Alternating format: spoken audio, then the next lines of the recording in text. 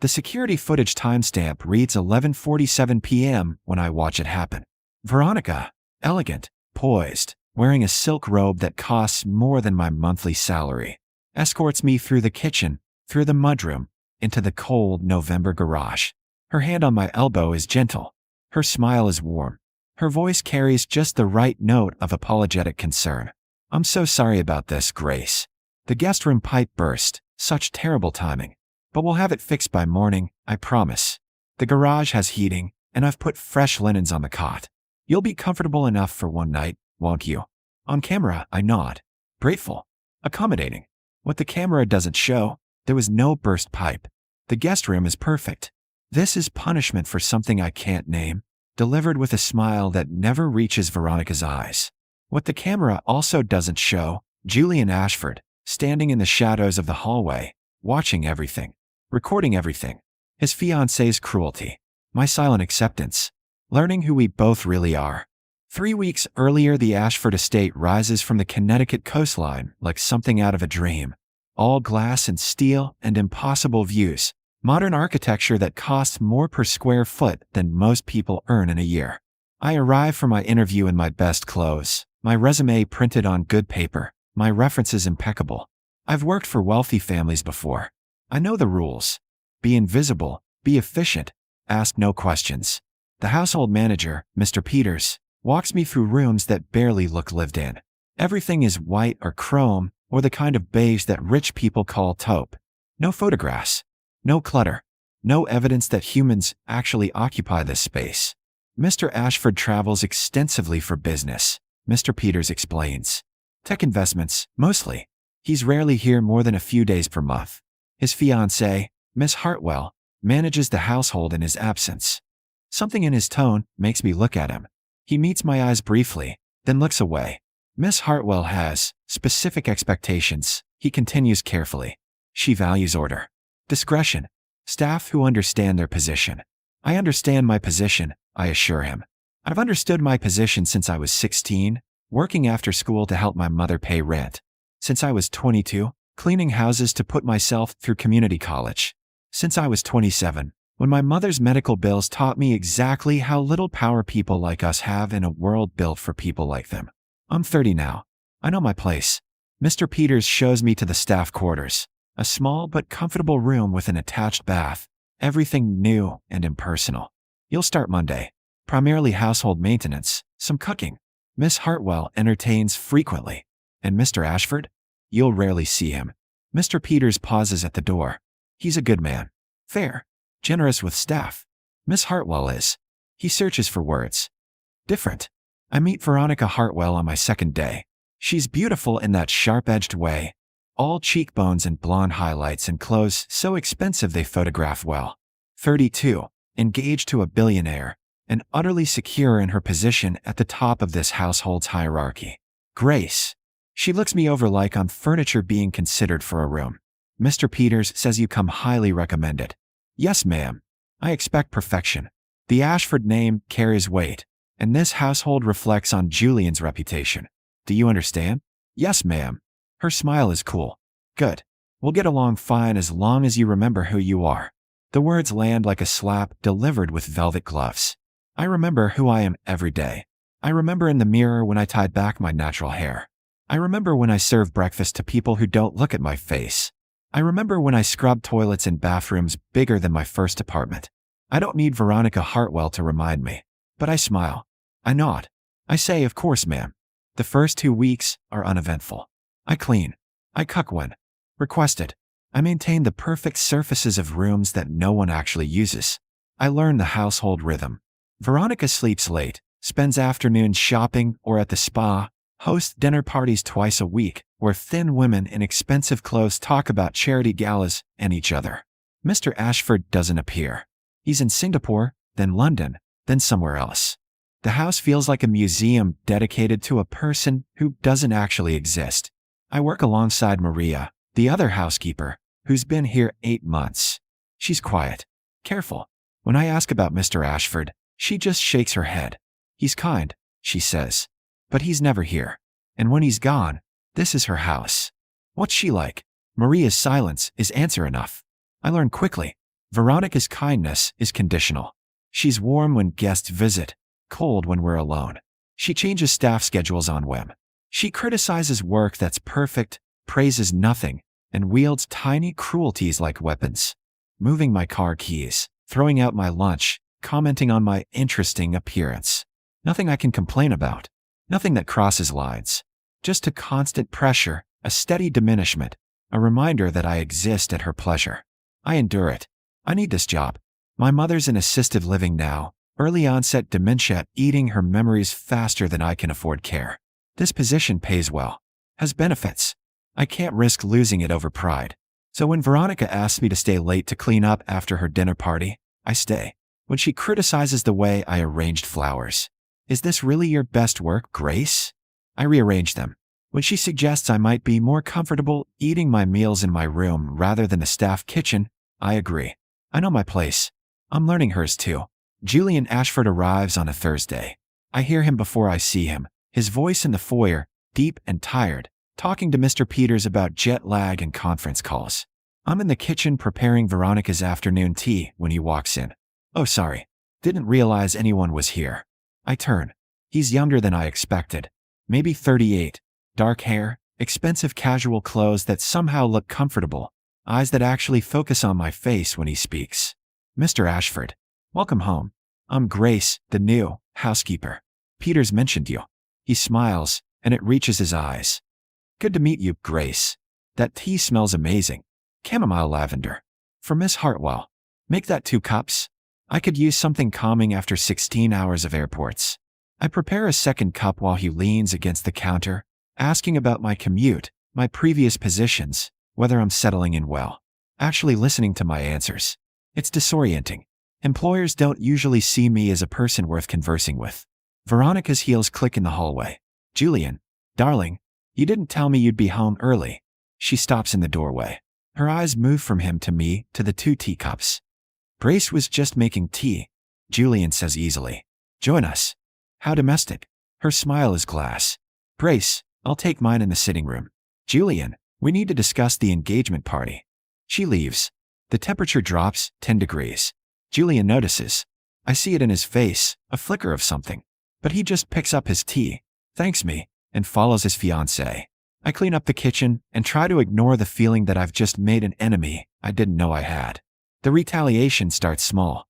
The next morning, Veronica finds fault with everything. The breakfast temperature, the way I folded towels, dust on a windowsill that was spotless yesterday. Her voice stays pleasant. Her complaints are phrased as helpful observations. But Maria catches my eye and mouths sorry. By afternoon, I'm re-cleaning rooms I've already cleaned twice. Julian is home for 3 days. He works from his study, occasionally emerging for coffee or lunch. He's polite, friendly even, treating me like a human being rather than a fixture. This, apparently, is my crime. On his second day home, Veronica asks me to serve lunch on the terrace. As I'm setting plates, she's telling Julian about their upcoming engagement party, 200 guests, a string quartet, catering from the best restaurant in Hartford. "Grace will help with service, of course," she says. She's quite competent. For her background, the phrase hangs in the air like a slur that isn't quite one. Julian frowns. What does that mean? Nothing negative. Just that she's had to work hard for opportunities, unlike some of us who had advantages. It's admirable, really. I keep my face neutral. Keep pouring water. Keep being invisible. Grace has excellent references, Julian says quietly. Her background is exactly why she's good at her job. She understands value. Veronica's smile tightens. "Of course, darling. I meant no offense."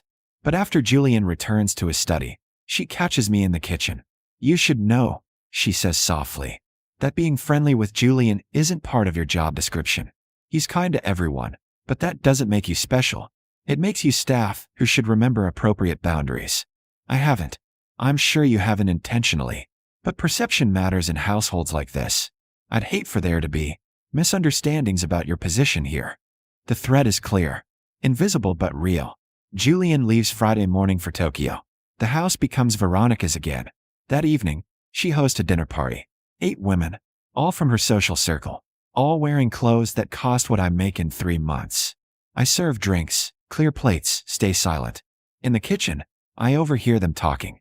Julian's so patient with her, one woman says. I'd never tolerate that much travel. He's building an empire. Veronica understands sacrifice. Does she? I heard she spent $40,000 on engagement party flowers. It's an investment in their position. Once they're married, she'll be one of the wealthiest women in Connecticut. Laughter. The clink of wine glasses. And that staff? Did you see the new housekeeper? The black girl? She seems competent. Veronica says she has to watch her. Apparently, she's gotten a little too comfortable with Julian. My hands freeze on the tray I'm loading. No, really, that's what Veronica implied. Poor thing. He's just being nice, and she probably thinks it means something. Veronica's handling it, though. More laughter. Understanding. The solidarity of women who've never worried about being fired for existing in the wrong space. I finish loading the tray. Carry it out with a smile. Serve dessert while they discuss vacation homes and charity boards, and who's marrying whom. I am invisible. I am professional. I am everything I'm supposed to be. But inside, I'm calculating. How long can I afford to stay?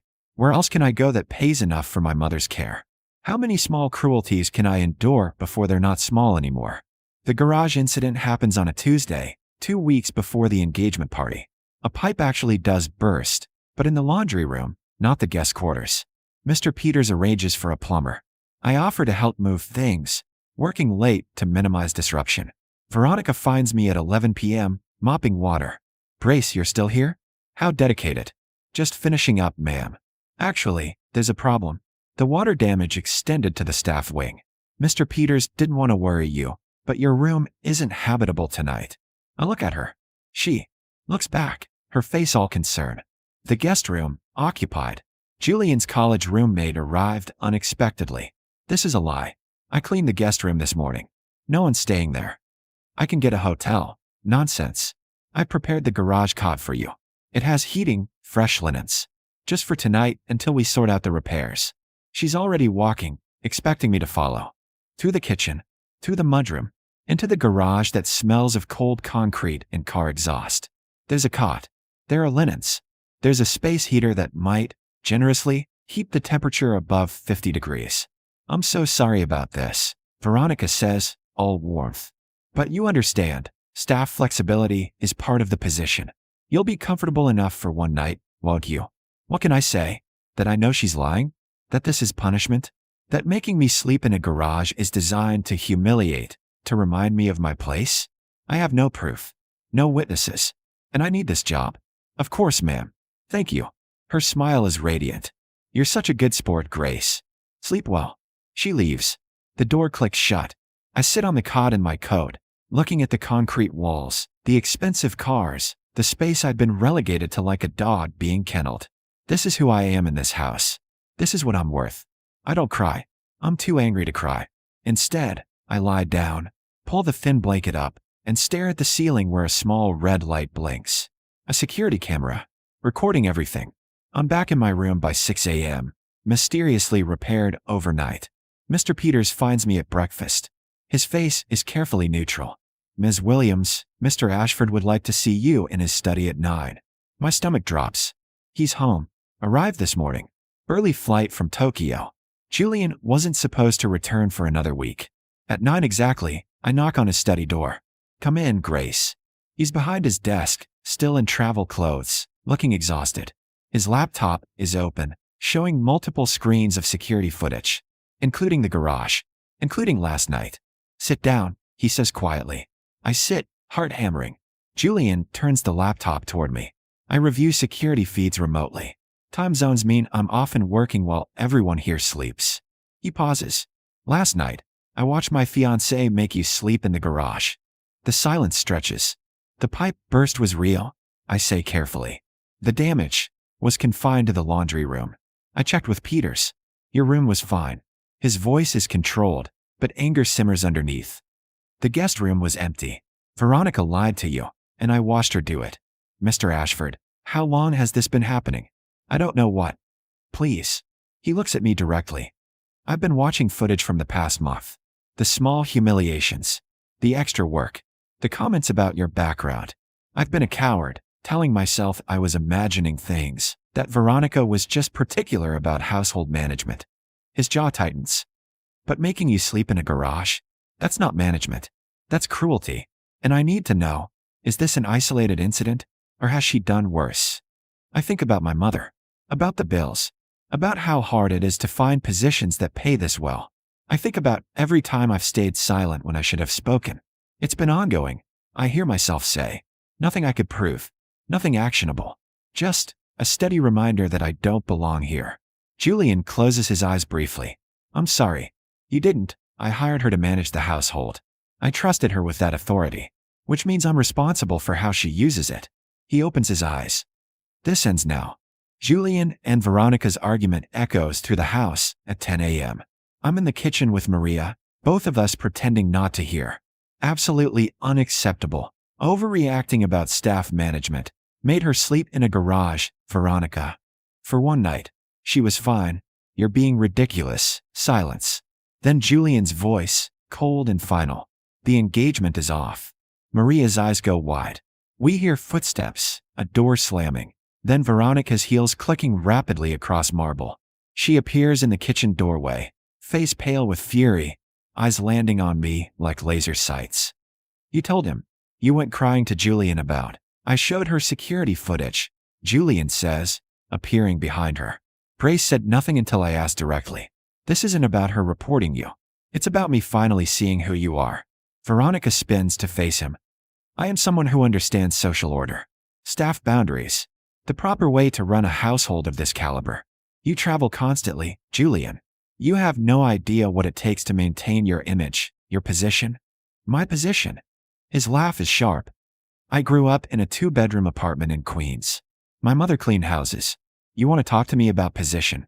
The silence is absolute. I built this, Julian continues quietly. But I've never forgotten where I came from. What I apparently forgot is that money doesn't make you better than people who have less. It makes you responsible to them. He turns to me. Grace, I'm sorry. For not seeing this sooner. For creating an environment where this could happen. You shouldn't have had to endure any of it. I need this job. I say, because someone has to say it plainly. I have a mother in memory care.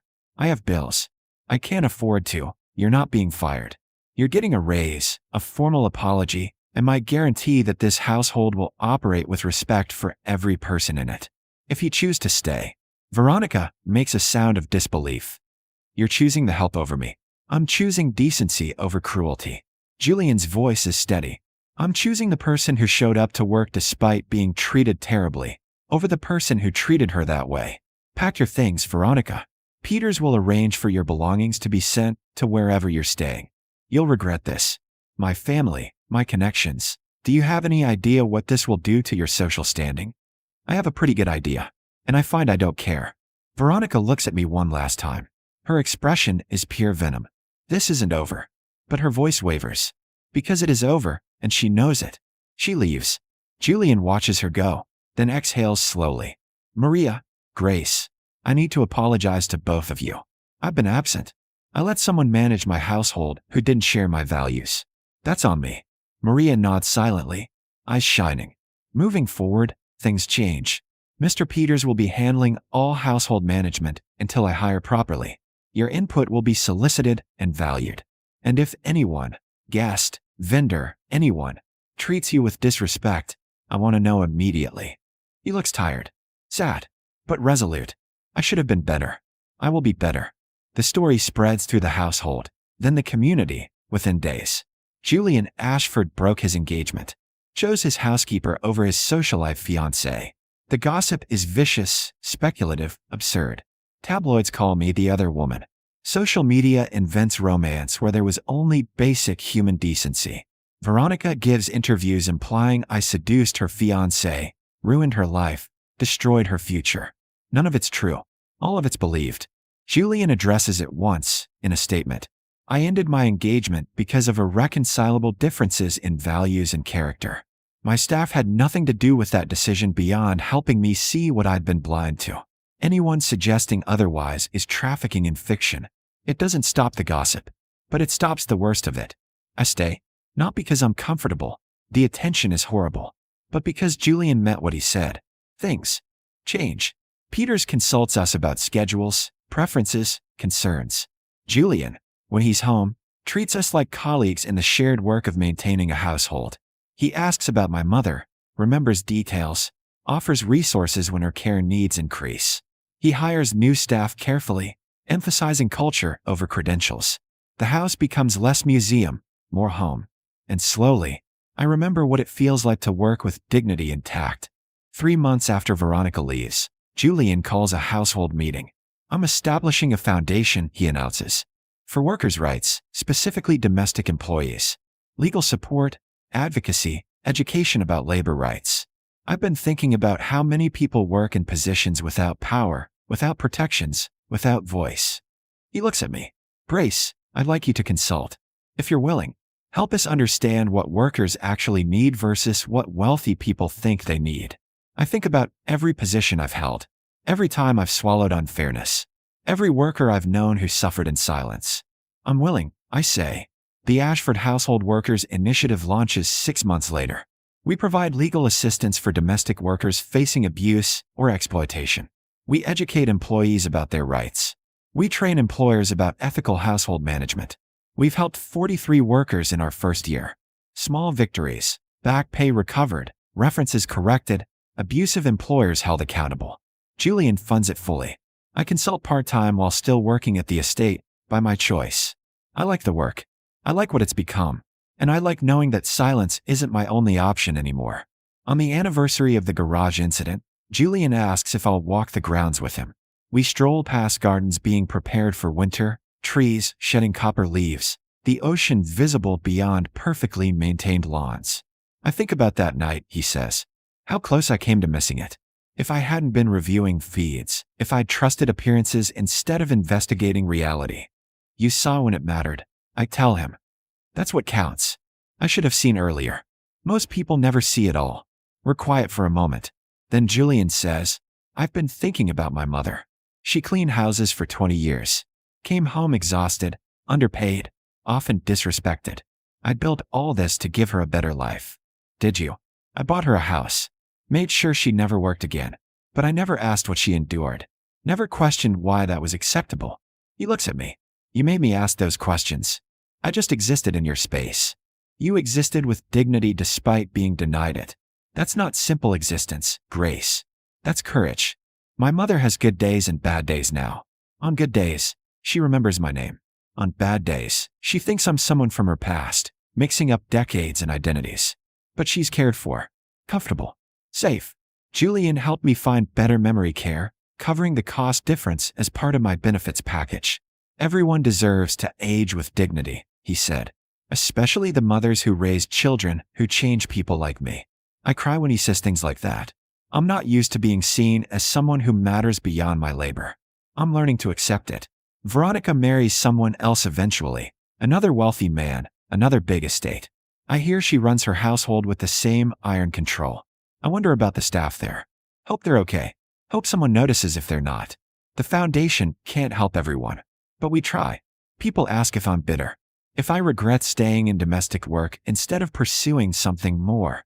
I tell them this. There's no shame in honest labor. No position that's beneath dignity. No work that makes you less human. What makes you less is how you treat others. What elevates you is refusing to accept cruelty as normal. I'm a housekeeper. I maintain homes, care for spaces, notice details others miss. And I've learned that sometimes noticing is enough. Sometimes speaking up changes everything. Sometimes the smallest voice in the biggest house is the one that matters most. Julian never remarries. He dates occasionally, but carefully, introducing prospects to the household staff early, watching how they interact with people who can't advance their social standing. You've made me paranoid, he jokes. I've made you aware, I correct. He hosts a holiday party 2 years after Veronica's departure, for staff, not society. Caterers and drivers and housekeepers from estates across the county. People who usually serve, being served. Julian gives a speech. You make our lives work. You deserve recognition, respect, and rights. This foundation exists because someone brave enough to stay silent no longer helped me see what I'd been missing. Grace Williams, he raises his glass toward me, reminded me that how we treat the people who work for us defines who we are.